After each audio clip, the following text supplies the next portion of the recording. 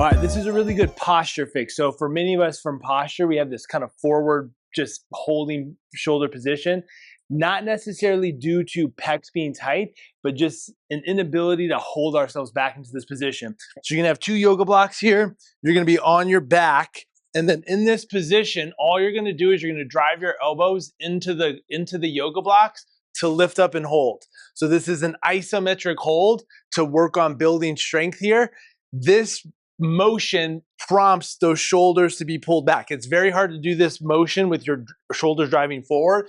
And so by just simply driving elbows in and holding this position, it's going to help strengthen everything on this backside to help hold that shoulder position, thus improving your posture and ultimately fixing and reversing a lot of shoulder pain.